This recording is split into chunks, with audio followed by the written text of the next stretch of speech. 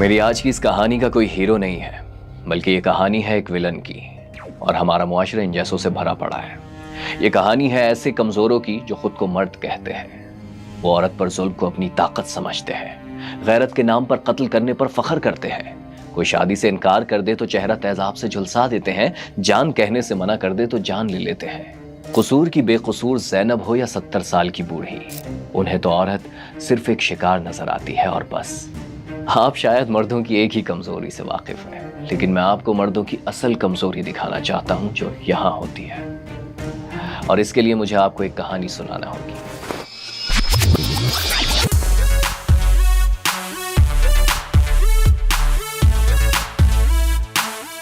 ये इस्लामाबाद की एक हसीन शाम थी। शादी की तकरीब में डांस करती ये शोख चंचल सी लड़की नूर मुकद्दम है और ये है जाहिर जाफर। दोनों गहरे दोस्त हैं, बल्कि इन दोनों के दोस्त तो ये समझते हैं कि जाहिर ने जीना ही तब शुरू किया जब नूर उसकी जिंदगी में आई। मगर उस रोज कमरे में सिर्फ वो दोनों थे कि तीसरा शख्स विंडो से कूदकर अंदर आता है। जाहिर उसे देखते ही छुरे का वार करता है और फिर पास पड़ी पिस्तौल उठाकर फायर करता है, मगर गोली चैम्बर में फंस जाती है। 6 फीट लंबे जाहिर जाफर के चुंगल से बचने के लिए लड़का जोर जोर से चिल्लाता है। वहां नूर भी मौजूद थी, मगर वो कुछ नहीं कर सकती थी, क्योंकि उसी कमरे में नूर का सर उसके जिस्म से 3 फीट दूर पड़ा था।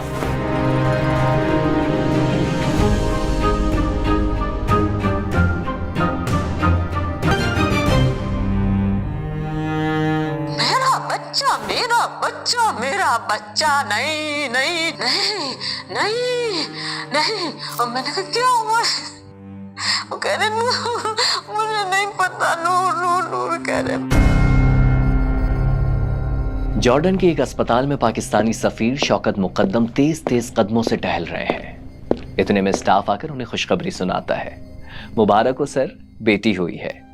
ये नन्ही सी जान शौकत मुकद्दम और उनकी मिसेस कौसर की जिंदगी में रोशनियां लेकर आई थी। वालिदैन बच्ची का नाम नूर रखते हैं। उधर ठीक 2 साल पहले अमरीकी रियासत न्यू जर्सी में पाकिस्तानी बिजनेसमैन जाकिर जाफर के घर एक लड़के की पैदाइश हुई थी, जिसका नाम उन्होंने जाहिर रखा। नूर और जाहिर की तालीम और तरबियत पाकिस्तान से बाहर हुई, मगर दोनों में बड़ा फर्क था। वो कहते हैं ना, पूत के पांव पालने में नजर आ जाते हैं। जाहिर दौलत के नशे में चूर, मगरूर और तहजीब से दूर था। उधर नूर मुकद्दम एक सुलझी हुई, मोहब्बत करने वाली, मुहज्जिब और मजहब से लगाव रखने वाली लड़की थी। मगर फिर किस्मत नूर मुकद्दम को इस नेगेटिव सोच रखने वाले जाहिर जाफर के करीब ले आई। कहाँ अमेरिका और जॉर्डन में पैदा होने वाले इस्लामाबाद में आकर मिल गए। हाँ, इस्लामाबाद देखिए कराची लाहौर जैसा बड़ा शहर नहीं है। रिसेप्शन होता है तो सब एक दूसरे की मुलाकात होती है, जानते हैं लोग ना। जाहिर के वालिद को मैं अच्छे से जानता था मुझे, और ये जो है नूर और उसके जो दूसरे बच्चियां हैं जो इस्लामाबाद में हैं, वो एक दूसरे को जानते थे ग्रुप में। हेलो, मेरा नाम जाहिर है। हाय, मैं नूर हूं। बात हाय हेलो से आगे बढ़ी, नंबर एक्सचेंज हुए और सिलसिले मुलाकातों के शुरू हो गए। नूर की अट्रैक्टिव पर्सनैलिटी जाहिर को उसके करीब ला रही थी। इससे पहले जाहिर सिर्फ जिंदगी गुजार रहा था, मगर अब जीने लगा। नूर की बातें उसके लिए दवा का काम कर रही थी। उसे जहनी सुकून मिल रहा था।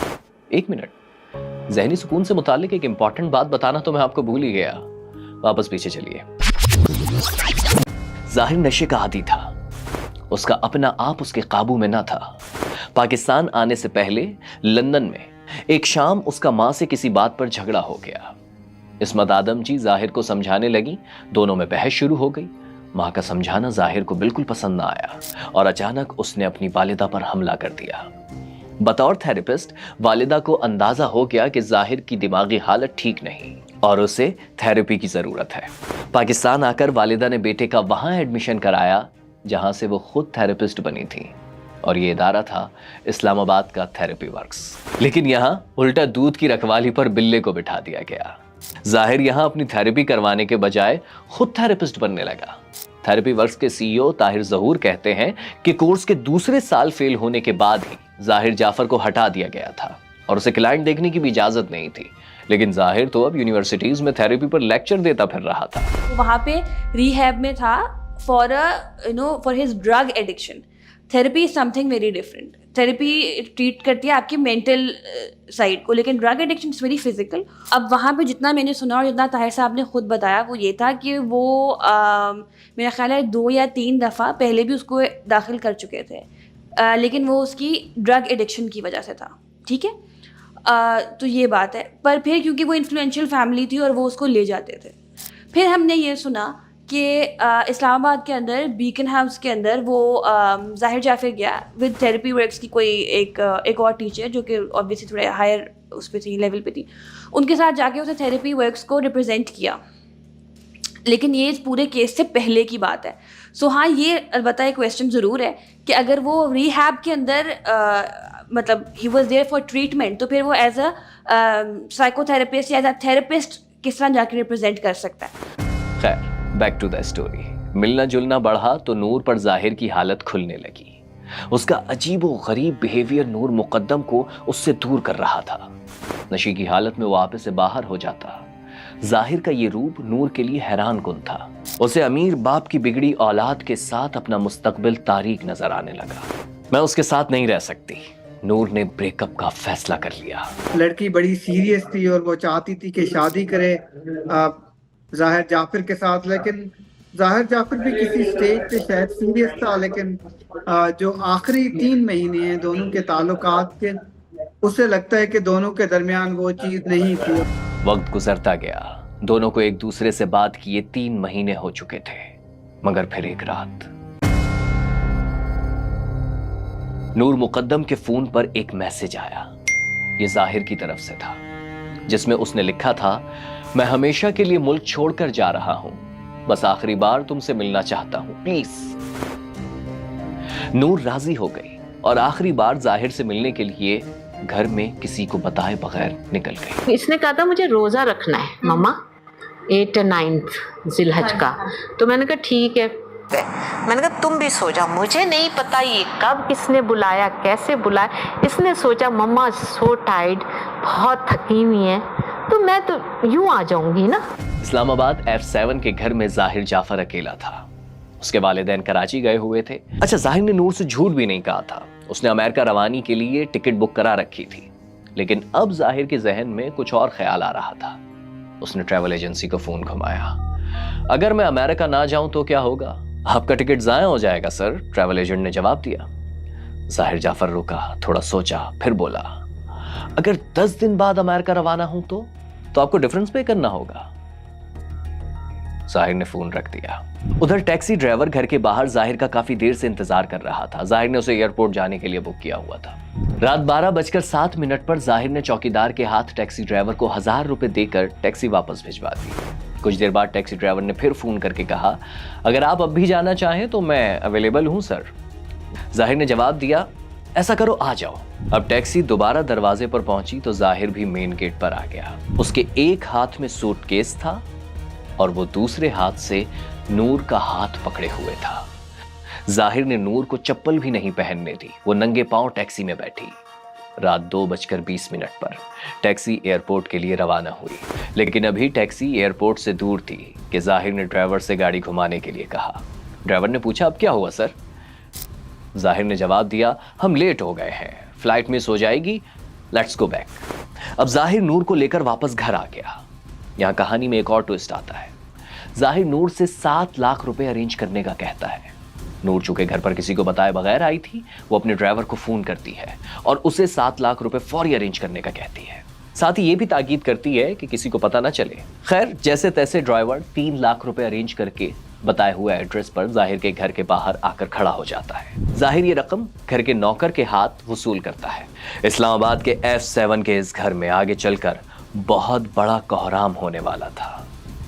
मगर अब चलते हैं नूर के घर, जहां बेटी को घर में ना पाकर सब बहुत परेशान थे। तो इसको मैंने कहा, मोहम्मद अली नूर नहीं उठी? कहता नहीं। मैंने कहा क्या मतलब है यार, नूर नहीं उठी?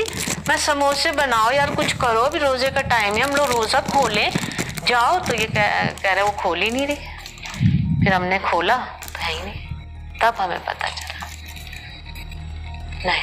फिर हम पागलों की तरह, यही बारिश, आंधी, तूफान, हम लोग ढूंढ रहे हैं रास्ते में, एक घर 2 घर।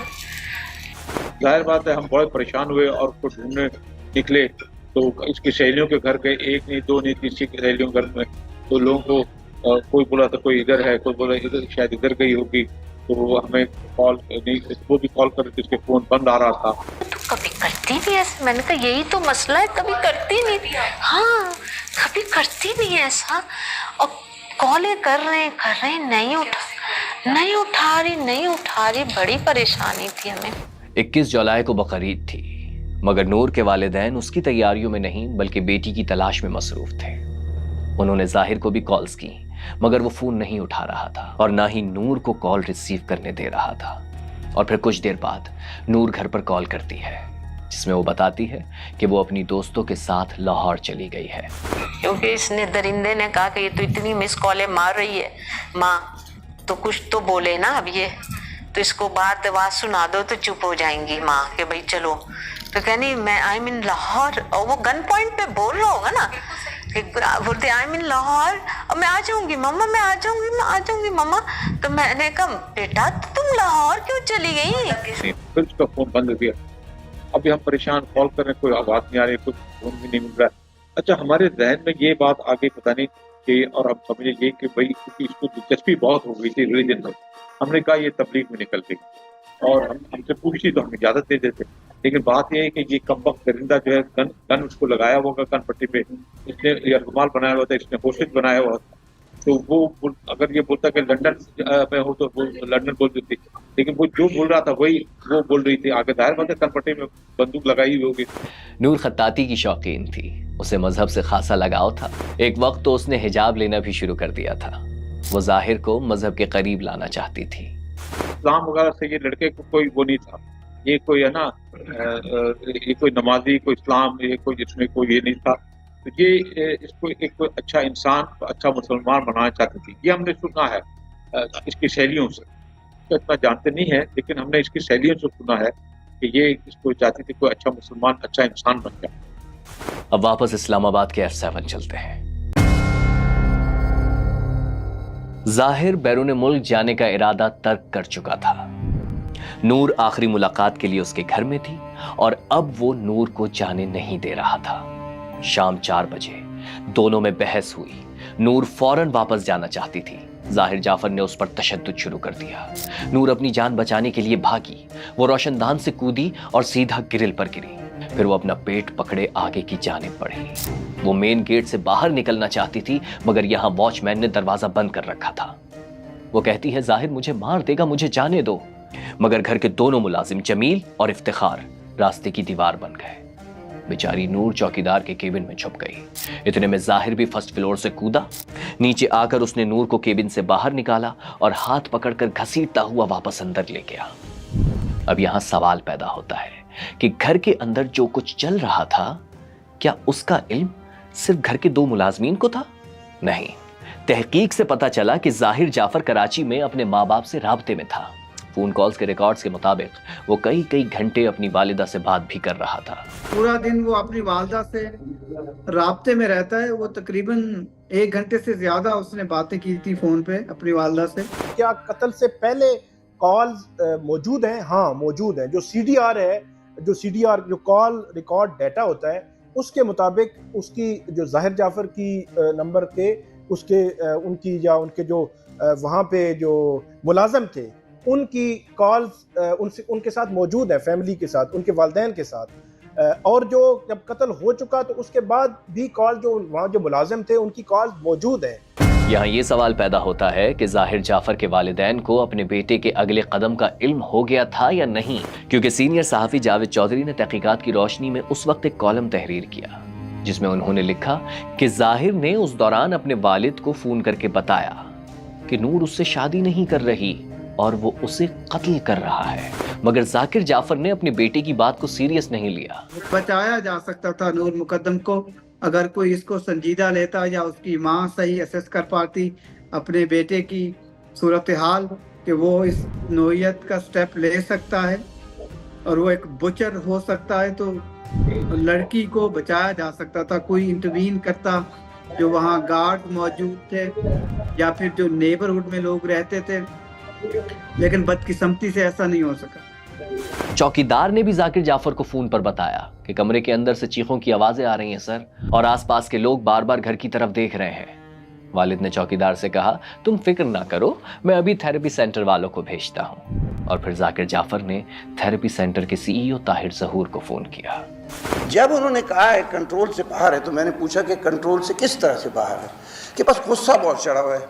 मैंने पूछा कि जाकिर साहब कोई असला उसला तो नहीं भाई, is he armed? No Tahir साहब, he is not armed but he is violent.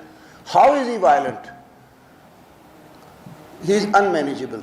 मतलब गोल गोल सारी बातें, गोल गोल सारी बातें, गोल गोल। जब उनके फादर का फ़ोन आया ज़हूर साहब को, ताहिर ज़हूर साहब को, ये ताहिर साहब ने बताया कि उन्होंने कहा कि अ गर्ल हैज़ बीन एब्डक्टेड। और ताहिर साहब ने कहा कि what do mean by that, मतलब इमोशन उनका था कि आप इस तरह इतना कैजुअली कैसे कह सकते हैं। और फिर उसके फादर ने कहा कि हाँ कोई लड़की वड़की का चक्कर है, बस this was the information according to Tahir साहब दैट ही हैड। लेकिन उधर सूरत हाल तेजी से खराब होती जा रही थी। नूर के शादी से इनकार पर जाहिर आपस से बाहर हो चुका था। वो चाकू से उसके जिस्म को जगह जगह से जख्मी कर रहा था। वो चीखती चिल्लाती रही मगर कोई मदद को ना आया। उधर जाहिर के वालिद की तरफ से भेजी गई टीम अब दरवाजे पर खड़ी थी और अंदर जाने के लिए नए नए हरबे आजमा रही थी। अब यहाँ ठहर जाइए, आपको वीडियो का इंट्रो याद होगा, अगर नहीं याद तो दोबारा देख लीजिए और फिर यहीं से ज्वाइन कीजिए। मैंने बताया था कि एक लड़का विंडो से अंदर कूदता है जिस पर जाहिर हमला कर देता है। वो लड़का था थेरेपी सेंटर का नर्सिंग स्टाफ अमजद। उसने फायर किया इधर रख के, तो फायर नहीं चला है, तो फिर जो है ना उसको मैंने पीछे धक्का दिया, पीछे धक्का जिस वक्त दिया तो वो फिर दोबारा जो है ना उसने मेरे इधर रख के फायर किया, 2 बार फायर किया, लेकिन फिर भी फायर नहीं चला है।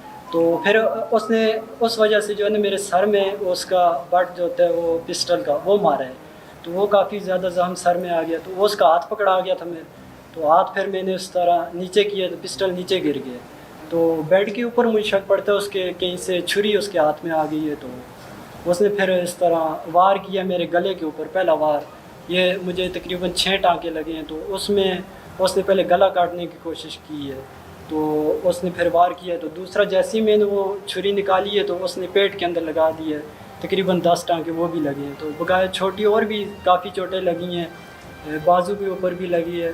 तो फिर जो है ना उसका चाकू मैंने नीचे गिरा दिया। इतने में मैंने सबको आवाज़ें दी हैं यार कि ये मुझे मार देगा, तो आप प्लीज़ ऊपर आ जाओ। तो इतने में सारे लोग आ गए, तो फिर उसको पकड़ के नीचे मतलब उसके ऊपर फर्श के ऊपर लटाया है, तो फिर उसको बांध दिया है। और बिल आखिर फिर उन्हें बुलाया गया जिन्हें बहुत पहले बुला लेना चाहिए था।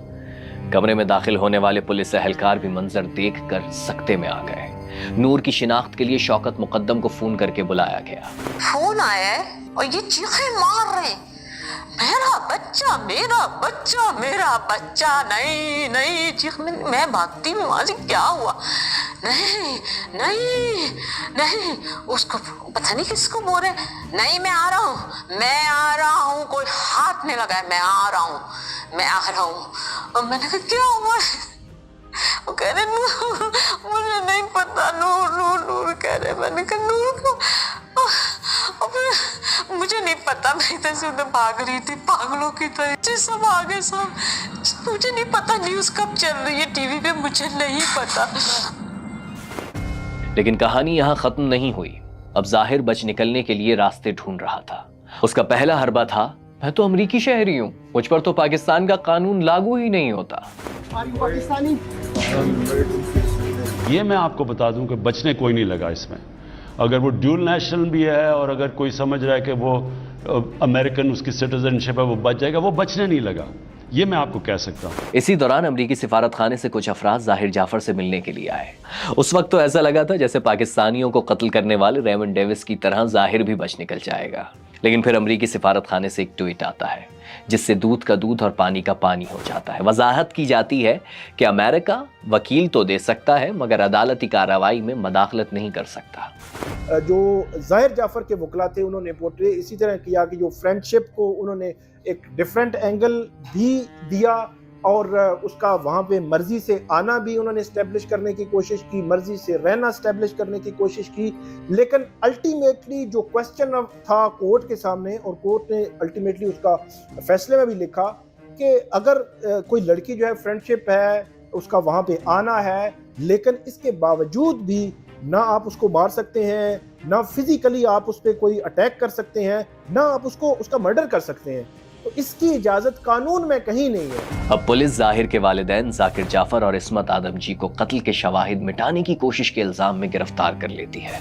It's a very tragic incident, and I would personally like to make a condolence request to Mr. Muqaddam, because I know him personally, and my son knew the girl socially as well.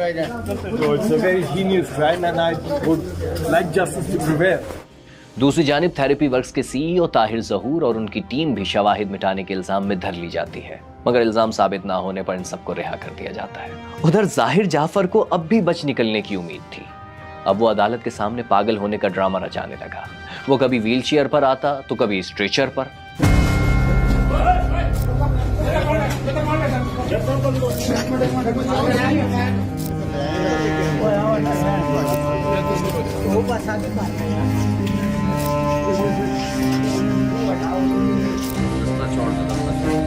उस वक्त के session जज जो है उन्होंने पूरी court खाली कर दी और सिर्फ जो है वो जाहिर जाफर को बुलाया और जाहिर जाफर से 15 मिनट उन्होंने को बात की। तो उस 15 मिनट में जज ने ये जज किया आई थिंक कि इसकी मेडिकल की जरूरत नहीं है, और मेडिकल जो है वो उन्होंने डिक्लाइन कर दी थी एप्लीकेशन। तमाम सबूतों और गवाहों को मद्देनजर रखते हुए अदालत इस नतीजे पर पहुंची कि जाहिर जाफर को सजाए मौत दे दी जाए। दरवाजा ना खोलने वाले चौकीदार और खानसामा को भी 10-10 साल कैद की सजा सुना दी गई। केस का फैसला 7 माह में आया, और 7 माह में मेरे ख्याल में इस किस्म के ट्रायल का, इसको आप कह सकते हैं कि एक स्पीडी ट्रायल था। इस वक्त उसकी सजा ये है कि उसको 2 दफा जो है वो सजाए मौत दी जाए। मुझे नहीं लगता कि इस पे इम्प्लीमेंट होगा इस स्टेज पर फैसले पे, क्योंकि वो अमेरिकन शहरी हैं और अमेरिका की जो एम्बेसी है जहाँ पर परमानेंटली टच है उनके साथ, जेल में भी फैसिलिटीज भी दे रहे हैं, और उन्होंने गवर्नमेंट लेवल पे इस केस को टेकअप किया है, तो उनकी प्रिजनर एक्सचेंज ट्रीटी के तहत वो अमेरिका जा सकते हैं, उनकी एग्जीक्यूशन ना हो सके पाकिस्तान में। तो अभी बहुत इफ्स एंड बट्स हैं इसमें। आखिर में बस एक सवाल करना चाहूंगा, जो कहते हैं कि बेटियों पर नजर रखनी चाहिए कि कहीं वो हाथ से न निकल जाए, वो बेटों पर नजर क्यों नहीं रखते? क्यों मजलूम को ही कसूरवार बनाकर हर बार जालिम को बचा लिया जाता है? आखिर ऐसा कब तक होता रहेगा? कब तक?